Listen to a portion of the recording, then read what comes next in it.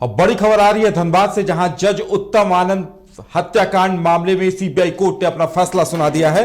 आपको बता दें कि सीबीआई की विशेष कोर्ट ने फैसला सुनाया है। दोनों आरोपी राहुल वर्मा और लखन वर्मा को आजीवन कारावास और 25,000 जुर्माने की सजा सुनाई गई है। आपको बता दें कि 28 जुलाई 2021 को ऑटो की जोरदार टक्कर मारने से जज उत्तम आनंद की मौत हो गई थी। सीबीआई जज उत्तम आनंद हत्याकांड की जांच कर रही थी। 1 साल 9 दिन के बाद फैसला आया। वहीं कोर्ट के फैसले से जज उत्तम आनंद के भाई संतुष्ट नहीं दिखे। उन्होंने मौत की सजा की मांग की थी। वहीं बचाव पक्ष के वकील ने फैसले को चुनौती देते हुए हाईकोर्ट में जाने की बात कही है। आपको बता दें कि 28 जुलाई 2021 को ऑटो की टक्कर से जज उत्तम आनंद की मौत हो गई थी, जिसके बाद उन्हें टक्कर मारने वाले दोनों आरोपी राहुल वर्मा और लखन वर्मा को आजीवन कारावास और 25,000 जुर्माने की सजा सुनाई गई है।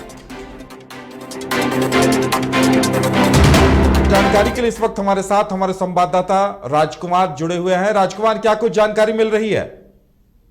जी, मैं बता दें कि 2021 में जज उत्तम आनंद की जो हत्या की गई थी और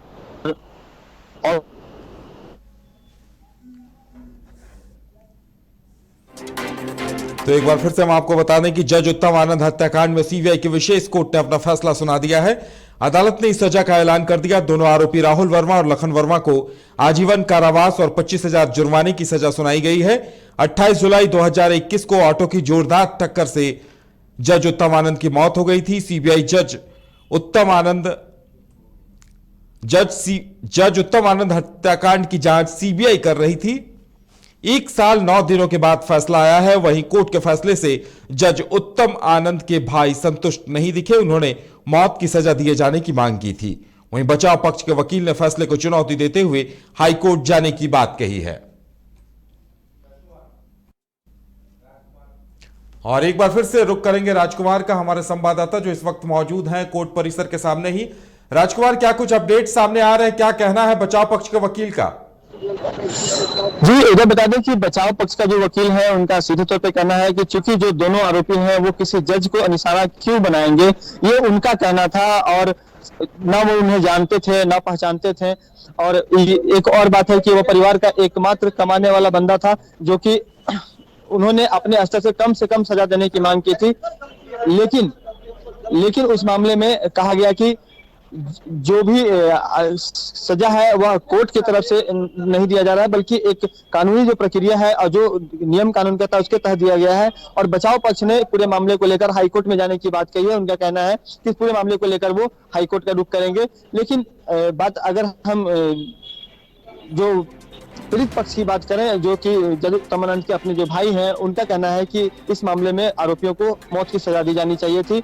लेकिन सबसे अहम बात आपको बता दें कि तकरीबन 1 साल 9 दिन के बाद 1 साल और 9 दिन में यह जो सजा सुनाई गई है। 28 तारीख को ही तमाम आरोपियों को, दोनों जो आरोपी हैं लखन वर्मा और राहुल वर्मा, इन दोनों को दोषी करार दे दिया गया था। और आज उनके सजा का ऐलान किया गया है। और बड़ी बात यह है कि यह जो आजीवन कारावास की सजा है, ये लाइफ टाइम ये जेल में रहेंगे। जब तक कि उनकी मृत्यु नहीं हो जाती वो जेल में ही रहेंगे। आमतौर पर जो धारणा है कि 14 साल में जिनको आजीवन कारावास की सजा होती है वो मुक्त हो जाते हैं, लेकिन यहाँ पर इस मामले में ऐसी कोई बात नहीं होने वाली है।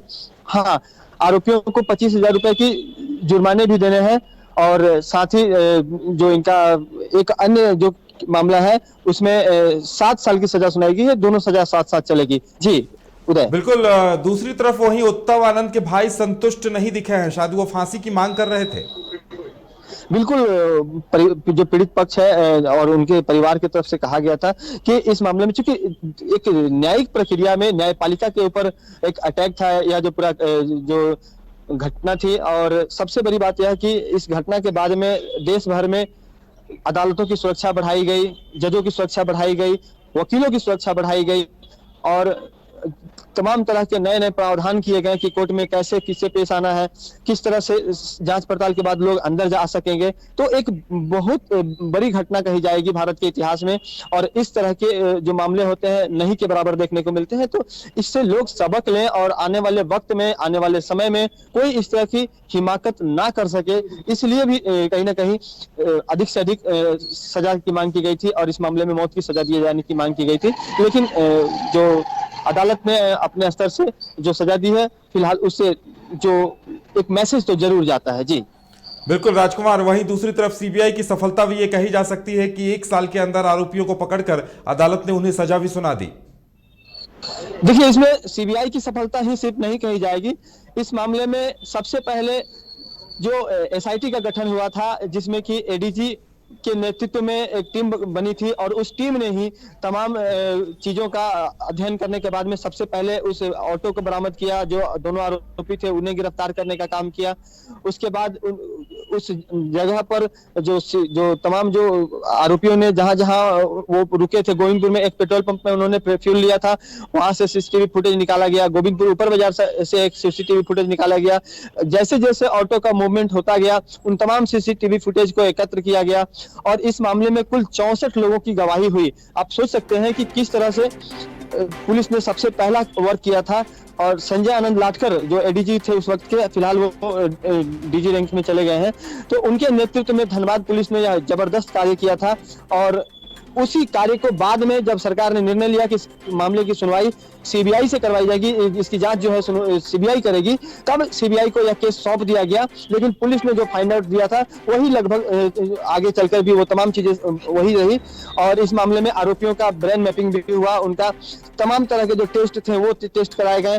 कई दफा जो इन्हें झारखंड से बाहर ले जाकर हैदराबाद और अन्य जगहों पर ले जाकर इनका टेस्ट कराया गया, और सभी में ये चीजें स्पष्ट होती चली गई कि गाड़ी इन्हीं की गाड़ी से टक्कर हुई है और इन्होंने ही मारा है, और मारने का जो नियत है वह भी दर्शा दिया है अब अदालत ने। तो अब स्पष्ट है कि किसी भी पक्ष को इस मामले के बाद असंतुष्टि नहीं होनी चाहिए। हालांकि जो पीड़ित पक्ष है वह तो अब कहीं ना कहीं ऊपरी अदालत जाने की बात कह ही रहे हैं, और वो जाएंगे भी। जी चलिए राजकुमार, हमारे साथ जुड़ने के लिए और तमाम जानकारी देने के लिए आपका बहुत बहुत धन्यवाद। तो जज उत्तम आनंद हत्याकांड मामले में सीबीआई की विशेष अदालत ने अपना फैसला सुना दिया है। दोनों आरोपी राहुल वर्मा, लखन वर्मा को आजीवन कारावास और 25,000 जुर्माने की सजा सुनाई गई है। आपको बता दें कि 28 जुलाई 2021 को ऑटो की जोरदार टक्कर के बाद जज उत्तम आनंद की मौत हुई थी। 1 साल 9 दिन में फैसला आ गया है और दोनों ही आरोपियों को सजा सुना दी गई है।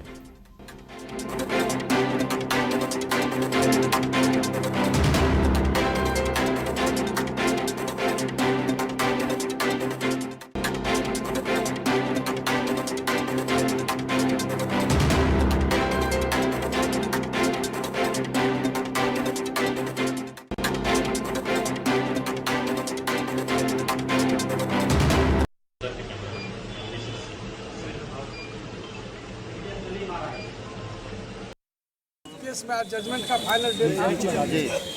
पहले उन लोगों को गिल्टी होल्ड किया जा चुका था। आज सेंटेंस के पॉइंट पर हियरिंग था। दोनों पक्षों से सुनवाई हुआ। प्रोसिक्यूशन की तरफ से उन्हें बहुत सारा जजमेंट दे करके फांसी की सजा, कैपिटल सेंटेंस देने का मांग किया गया था, और इधर डिफेंस साइड से मांग किया था कि यंग है, कम उम्र का है, परिवार के लोग भी हैं, इसलिए जेल भी लेके कम से कम सजा देने का।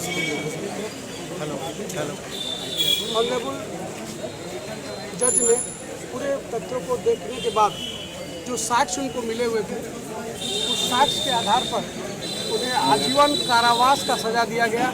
और आजीवन कारावास में कई बार कंपटीशन होता है रहने का जेल में, तो 14 साल के बाद वो छूट सकता है। लेकिन उन्होंने ऐसा दिया कि ये जुडिशियल सिस्टम पर अटैक है। आम जनता से भी बड़ा बात है कि उनका उसके बाद उनको सजा दिया गया कि वो जीवन भर टिल हिज लास्ट ब्रेथ वो जेल में रहेंगे।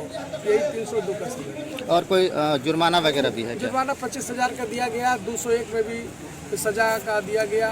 दोनों मिल करके साजिश करके कि पहले इस तरह का हत्या करने के लिए पहले गाड़ी चोरी किया, टेम्पो चोरी किया, फिर एक्सीडेंट किया, फिर छिपाया। तो इन सभी चीज़ों से लगता है कि एक जुडिशल सिस्टम पर एक बहुत बड़ा आघात है और सिटिंग जज के साथ ये